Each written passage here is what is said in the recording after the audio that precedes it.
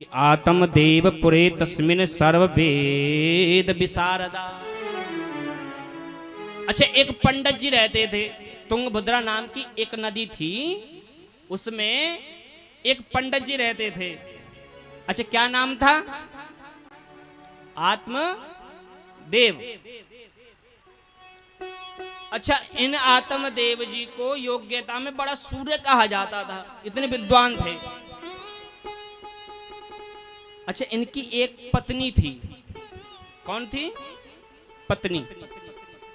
इनको नामो श्रीमती धुंधली देवी। और धुंधली का मतलब, बोले जिसको धुंधला धुंधला दिखाई दे वो धुंधली। हाँ। अच्छा, पंडित जी बेचारे जितने सीधे साधे, पत्नी उतनी खतरनाक। हाँ। जब तक पड़ोसन से डंडा ना बज जावे हो ना, तो भोजन ही हजम ना होवे हो।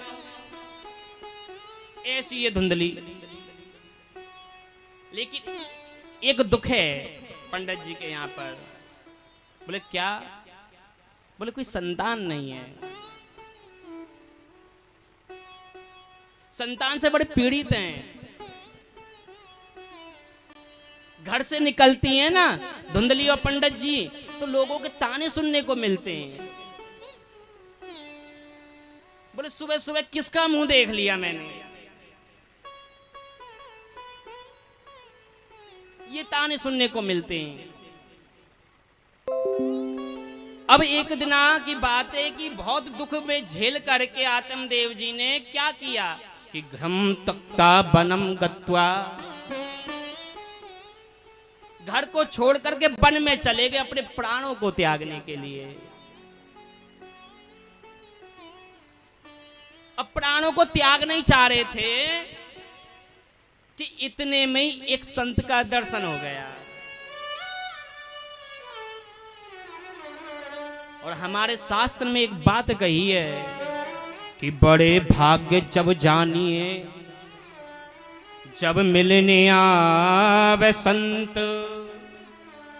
और संत को मिलवा करें सब कष्टों का अंत।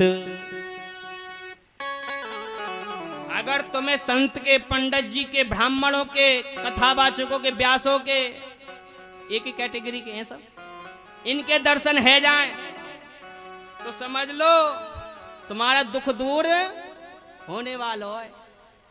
हाँ। और तुम्हारा ना होगा क्या?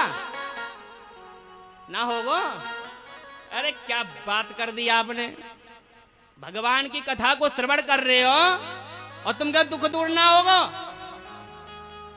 ऐसा हो ही ना सके प्यारे। तो आज हुआ क्या? संत आ गए, प्राणों को त्यागने के लिए जा रहे थे, तभी संत ने देखा। कथम रोदस्य विप्रत्वम काते चिंतावलियसी। ए ब्राह्मण, देखने में तो बड़े विद्वान लगते हो, बड़े योग्यतावान लगते हो, और क्यों अपने प्राणों को त्यागने की कोशिश कर रहे हो? तो आज ही आत्मदेव जी अपने जीवन को धिक्कारने लगे कि धिगदनम चानपतस्य धिककूलम संतति बिना। बोले महाराज, उस कुल को धिक्कार है जिसमें संतान ना हो। है?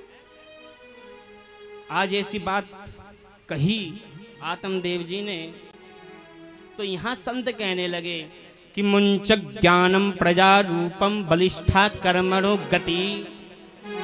अरे पंडित जी पागल है गए हो क्या? अरे जो भगवान ने लिखा है, जो विधाता ने लिख दिया, वो होना है? इसलिए भगवान पर छोड़ दो, क्योंकि बलिष्ठा कर्मणो गति, जो भगवान ने लिखा वो होना ही है, चाहे तुम कुछ भी कर लेना। और यहां संत जी कहने लगे, अरे पंडित जी, संसार में कोई किसी का है नहीं, और ये हकीकत है मेरे प्यारे, यहां कोई किसी का नहीं है। अच्छा, आपने देखा होगा, आप देखते होंगे कि रोजाना रोड पे एक्सीडेंट होते हैं या नहीं? तो तुम किसी के यहाँ रोने के लिए गए? क्यों भाई? दो हाथ नहीं थे उसके, दो पैर नहीं थे उसके, या दो आंखें नहीं थी, या वो इंसान नहीं था, जानवर था क्या? है?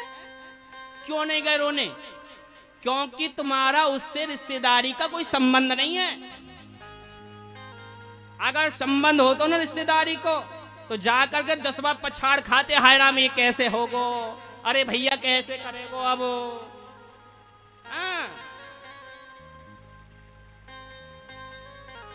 या संत कहते, बोले पंडित जी यहाँ केवल जो संबंध है, संबंध का ही रोना धोना है, और जिससे कोई संबंध ही नहीं, जिसका ना दुखी तम दुखी ना सुखी तम सुखी, ना तो उन्हें दुख होने पर दुख होता है और ना ही सुख होने पर सुख होता है। ऐसे कौन होते हैं? संत लोग, जो घर को त्याग देते हैं, उन्हें ना तो दुख है ना सुख है। और आज पंडित जी को खूब समझाया लेकिन नहीं माने। और मेरे प्यारे, हम लोग संतान क्यों चाहते हैं? बोलो। अरे ये इसीलिए तो चाहते हैं कि बड़ा है जाएगा तो हमारी सेवा करेगा, है ना? यही चाहते हैं ना? तो यूं बताओ, तुमने क्यों नहीं की? तुमने अपने माता पिता की क्यों नहीं की?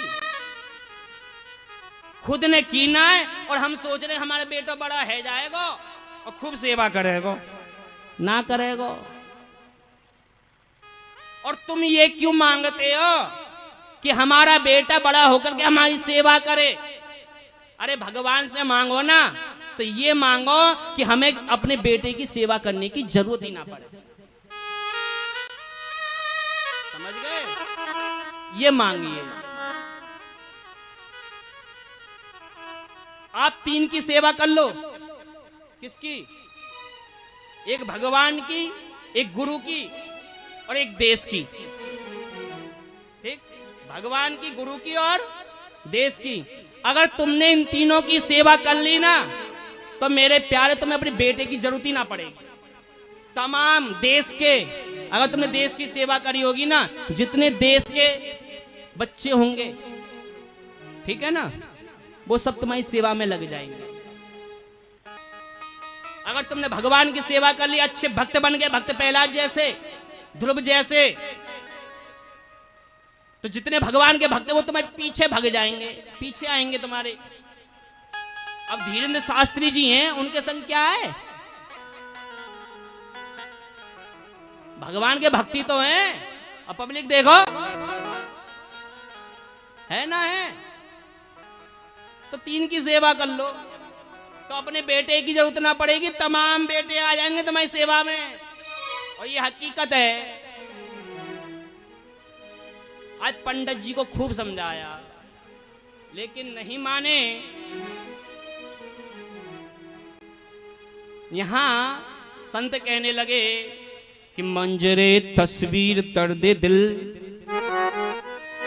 मिटा सकता नहीं, और आईना पानी दिखा सकता है, प्यास बुझा सकता नहीं। बोले पंडित जी पागल है गए हो? संतान सुख का बोधक नहीं है। और ये हकीकत है प्यारे, कहीं नहीं लिखा कि संतान सुख का बोधक है। अच्छा, तुम जूते चप्पल की दुकान पर जाकर सोचने लग जाओ कि मुझे यहाँ तो रसगुल्ला मिल जाए, तो मिल जाएगा का? हैं?